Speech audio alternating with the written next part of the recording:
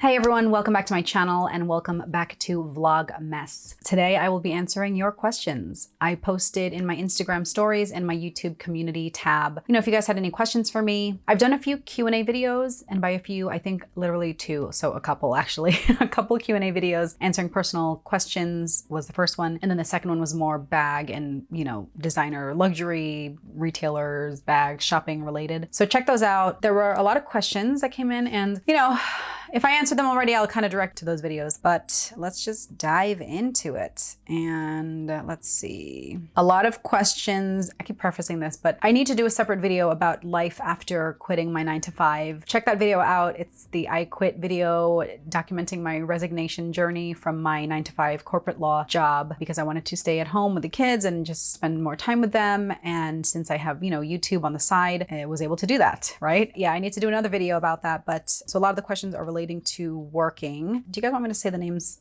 I won't say the names just in case some people didn't want their names out there. I don't know. How are you settling after leaving your job? Love all your content. Thank you. So I did mention this in kind of my belated intro to Vlogmess. Bit of a hard adjustment. Right as I left my 9-to-5, my kids were starting school and I have 3 boys. And so 2 are school age, and then the youngest is in daycare or like a preschool. Anyway, so right when that was all happening, my husband got really sick, and so he was in the hospital for 3 weeks. It was a struggle. I obviously wasn't focused on YouTube at all at that time. And so I really wasn't uploading anything.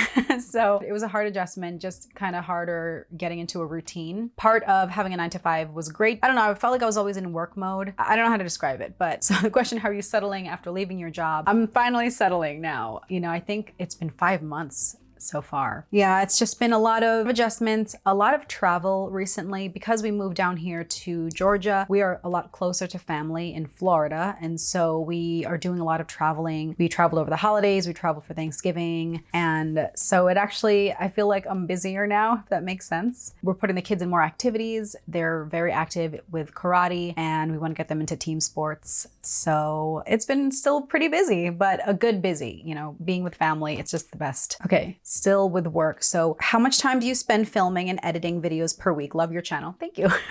Okay. It's a little bit of a struggle now that I don't have like a very strict 9-to-5, schedule. When I worked my 9-to-5 job, first of all, even that job was very flexible. Obviously I was 100% remote at that point. My schedule was whatever I wanted it to be. Officially, it was a 980 schedule where you work the Monday to Friday, 9-hour days instead of 8-hour days. And then the Friday that you work is 8 hours. And then the same thing the following week. But then your second Friday, you're off. So basically you work every day, but then every other Friday. And so when I had that very strict work schedule, on my off is when I would batch film a bunch of videos. So I was a lot more routine oriented because I knew, okay, this is my only day that I can film. This is when I have to get these videos done, right? And then, so I would batch film, and by batch film, you get ready, get the lights on camera and everything. Well, camera. I was using my phone to film, do your makeup, film everything, loosely script everything. And I would crank out like 3 to 4 videos that day, which is a lot, especially when there's a lot of stuff involved. There are a lot of bags involved. My room is usually a mess when I'm done filming, but I would batch film a bunch. And then throughout the weekend and the week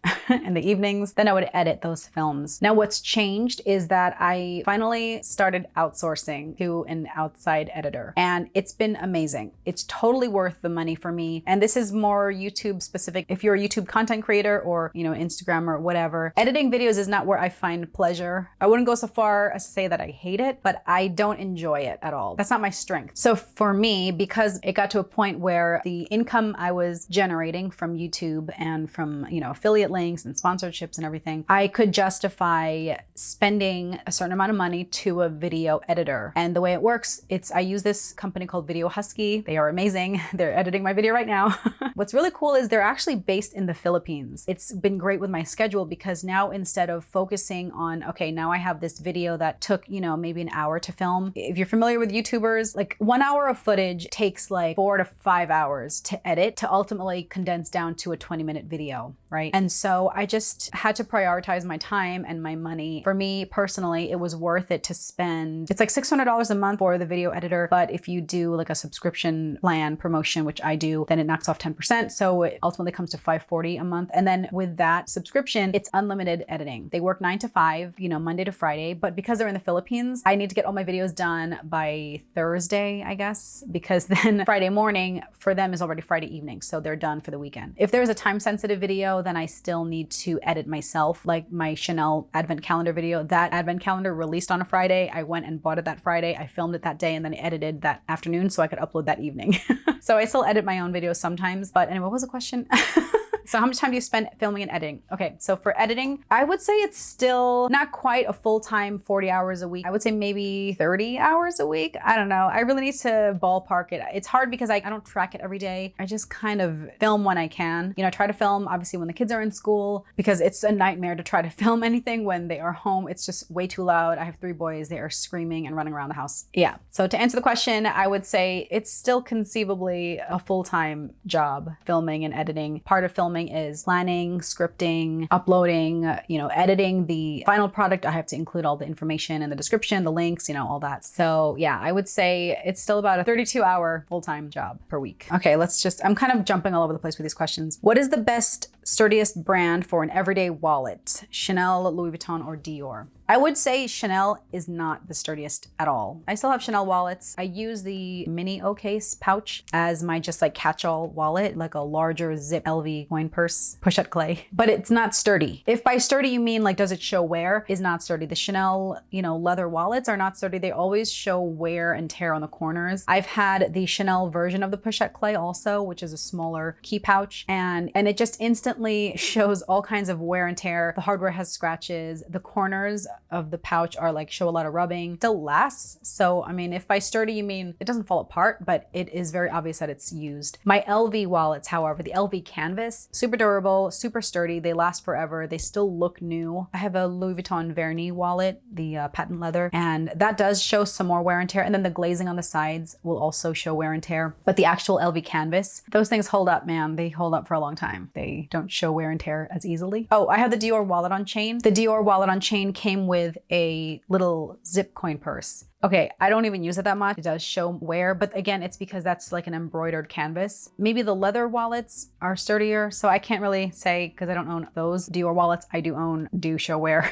So in order, I would say LV is the most durable, most sturdy, then Chanel, then Dior, but it depends on the material. Same question. After leaving the 9 to 5, do you find life more balanced or has YouTube been taking over free time? I would say it is more balanced because I'm not burning the candle at both ends the way I was when I was still working full time and then doing YouTube, and with my kids. So when I was doing all that at once, I would work, my real job during the week, film YouTube videos on my off Friday, and then edit any free moment, any second I got. I was editing on the weekends. I was staying up late editing at night, which is exhausting. I'm not a 20-year-old college student. I can't stay up late anymore because I have to get up at 6 in the morning to get my kids ready for school every day, forcing myself to go to sleep early, but then I would edit any other chance I got. So when I was still in the office, I would edit in my car or, from my desk during my free time at work. I would edit on my phone. And this is why I loved filming and editing on my phone because it was so much easier to carry my phone around. Like I would be editing at the park, at the playground while my kids are playing. I would edit at the gym because I still, try to work out. Unless I was doing an actual class, like a Pilates or bar class where there's an instructor, a studio class. If I were just doing cardio, I literally would be on the elliptical or on the stationary bike working out and editing on my phone. And it just, I was getting a workout, I guess. It's one of those things where you're trying to maximize your time, but then you're not really enjoying it either because, who wants to be the mom that's, on their phone working at the playground? I just want to play with my kids.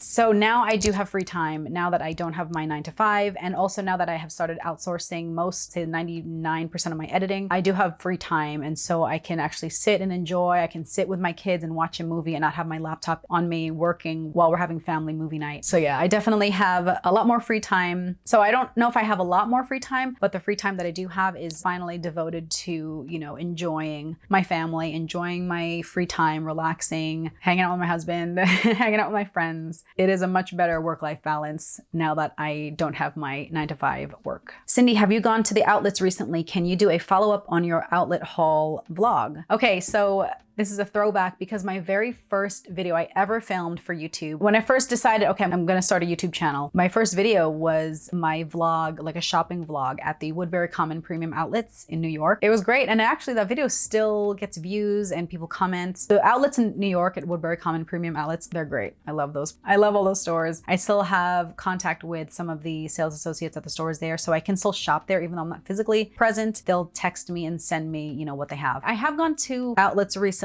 but not those outlets. I think since then I've gone to just, you know, just like the regular outlets, the typical outlets that have, you know, Ralph Lauren and Coach, you know, no premium outlets. So I have not visited the premium outlets in person, but I have continued to shop from the premium outlets. I think last year I did a video talking about designer sale stuff, especially the Dior outlet in Woodbury Common Premium Outlets. They have the best stuff. I love it. Can you do a follow-up on your outlet haul? Okay, I actually will be doing that soon because one of the videos I have planned is my best and worst luxury purchases. So I will be talking about that very soon. So while I have not gone to the outlets, I still have been able to shop the outlets through texting my sales associates there. Does Chanel do reward points and free gifts like Dior? Okay, Dior Beauty recently rolled out their My Exclusive Loyalty program or something like that, where they track your purchases and then you can move up in your tier of, you know, loyalty. And then as you move up, you receive a gift. I've done a video on it already. I've shown the gifts. I have all the gifts. I'm a platinum member. Chanel does not do that. Chanel Beauty does not track it the way Dior Beauty does automatically. However, if you purchase in store from the Chanel Beauty boutique, they do track your purchases. I mean, they do track your purchases generally, even I think online. And so I have received, for example, like this is a Chanel Beauty gift candle. This was a VIP gift last year. You know, I do receive gifts from my client advisors, sales associates at the store, but this was actually a gift that I guess their Chanel Beauty corporate sent to VIP clients.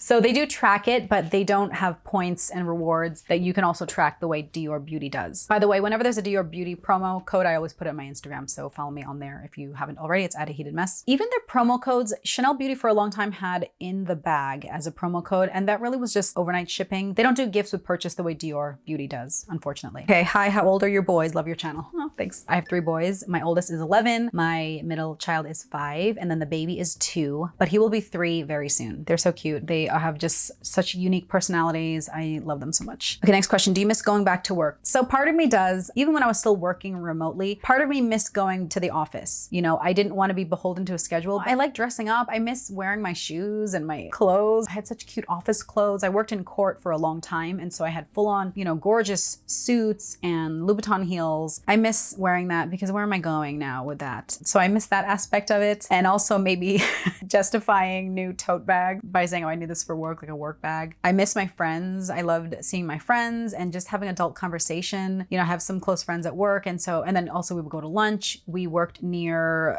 you know, a big shopping center. So for lunch, sometimes we'd go and, you know, walk and go window shopping. I miss that. So yeah, part of me does miss going to work. Do you think the Speedy 30 is a good gift for a working mom? So the Speedy is an iconic classic LV bag. If it's your first LV bag, I pretty much always recommend the Speedy, any Speedy, well, not any Speedy, but you know, the Speedy 30, it's such a great size, I think, and the silhouette is so classic and timeless. Now, if you want an actual workhorse of a bag, then I guess the Neverfull. Fun fact, the Neverfull actually was not even introduced when I worked for LV, so that didn't exist. I have the Cabas Mezzo, which was their large zip tote, and I still love it, I still use it. But if you're looking for a gift for a working mom, I would ask her, you know, what she intends to use this bag, because for some people who aren't familiar with design or don't have any other luxury bags, they don't want a luxury bag at work because maybe they don't want the big brand. Maybe they just don't want to kind of ruin a bag, you know, for work. Yeah, I think it's a good choice. Anyway, with that, I definitely plan to do more Q&A videos and more videos for Vlogmess. So let me know if you have any other questions and I will answer them in an upcoming video. Thanks so much for watching and I will catch you in my next video. Bye.